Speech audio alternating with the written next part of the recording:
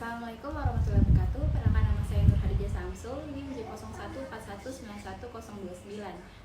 Pada video kali ini saya akan menjelaskan mengenai pengisian status dimulai dari anamnesis, pemeriksaan klinis, penegakan diagnosis hingga rencana perawatan.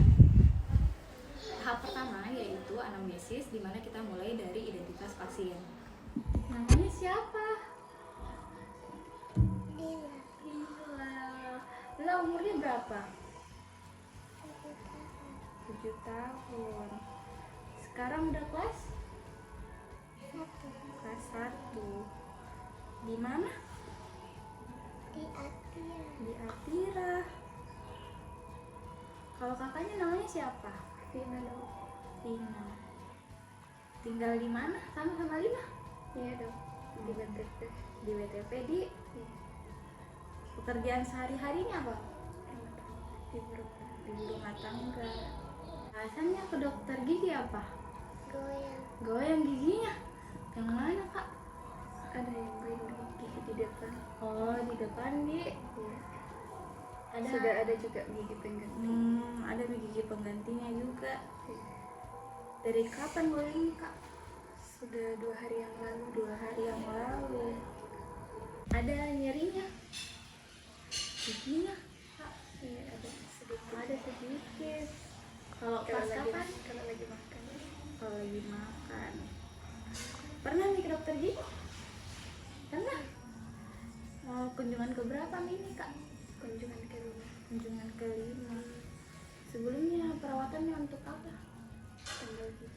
Tembal gigi, Dek. Bagaimana kesehatannya Lila secara umum? Ada obat-obat rutin yang harus diminum? Tidak ada. Nggak ada, Dek. Ada alerginya atau makanan atau obat-obatan? Tidak ada. Kalau sekarang ada lagi konsumsi obat? Tidak ada. Nggak ada juga, Dek. Ada kebiasaan nih Lila kayak menghisap jempol atau menggigit kuku? Tidak ada. Lila berapa kali sikat gigi sehari? 2 kali. Betul itu, Kak? Iya. Jadi tahap kedua yaitu pemeriksaan klinis, di mana terbagi menjadi 2, yaitu pemeriksaan ekstraoral dan juga pemeriksaan intraoral. Jadi pertama-tama yaitu kita mendudukkan pasien. Setelah itu operator memakai alat pelindung diri. Yang pertama yaitu masker.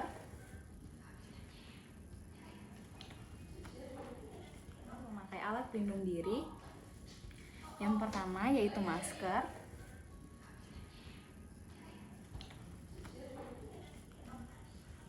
Lalu kita melakukan hand hygiene yaitu hand rub 6 tahap yang diinstruksikan oleh WHO. Setelah itu kita memakai handscoon. Lalu operator melihat wajah pasien apakah simetris atau tidak. Coba Lila dokter ngeliat. Coba tutup mata. Kemudian operator melakukan pemeriksaan ekstraoral yaitu temporomandibular joint. Sebaiknya operator berada di belakang pasien. Untuk pemeriksaan TMJ, operator berada di belakang pasien. Kemudian operator melakukan pemeriksaan pada bagian depan telinga, yaitu tepatnya di preauricular. Bagian depan telinga yaitu tepatnya di preauricular, yaitu antara pertemuan fossa glenoidalis temporalis dengan processus condylaris mandibula. Pasien posisi kepalanya agak ke atas sedikit ya. Oke. Kemudian diarahkan untuk membuka mulut secara perlahan, kemudian menutup kembali secara perlahan. Jadi Lila buka mulutnya sedikit. Oke, tutup lagi. Buka lagi. Tutup lagi. Pintar.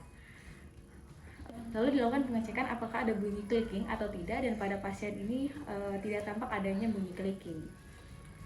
Setelah itu, kita melakukan pemeriksaan kelenjar getah bening, di mana kita periksakan kelenjar submental.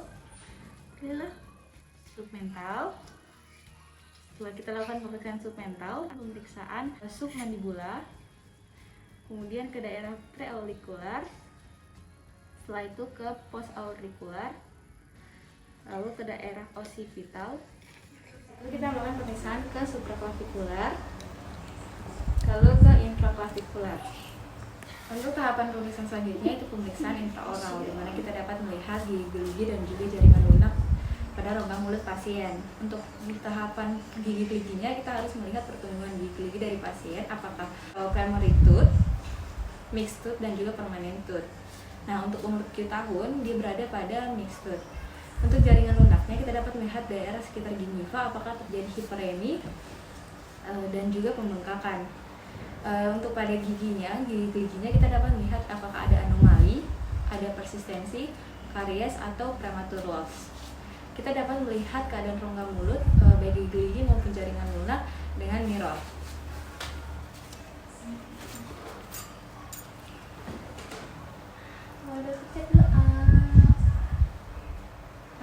Selanjutnya yaitu pemeriksaan oral hygiene index simplified, di mana ada 6 gigi yang diperiksa, yaitu molar atas kanan kiri dan juga incisivus centralis rahang atas kanan. Yang diperiksa adalah molar 1 daerah bukal dan juga incisivus 1 kanan rahang atas daerah labial. Nah, untuk rahang bawahnya kita memeriksa molar 1 rahang bawah kanan kiri dan juga incisivus 1 rahang bawah bagian kiri. Yang diperiksa adalah molar 1 rahang bawah kanan kiri bagian lingual dan juga incisivus centralis depan, incisivus centralis rahang bawah sebelah kiri. Itu yang diperiksa adalah bagian labial. Kita dapat memeriksa dengan sonde.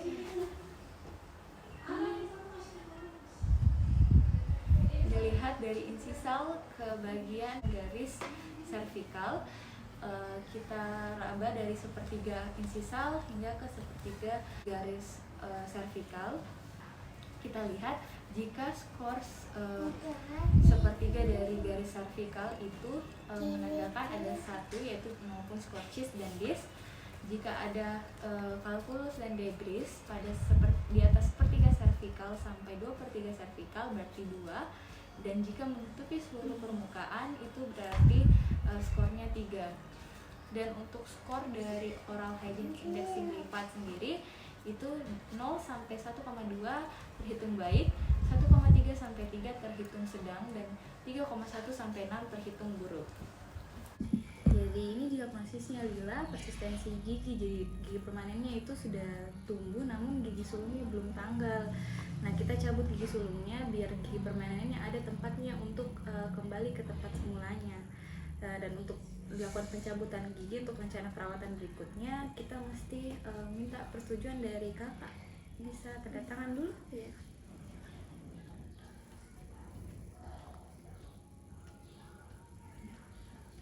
Asik ya. Sekian penjelasan mengenai pengisian status pada video kali ini. Kurang lebihnya mohon dimaafkan. Wassalamualaikum warahmatullahi wabarakatuh.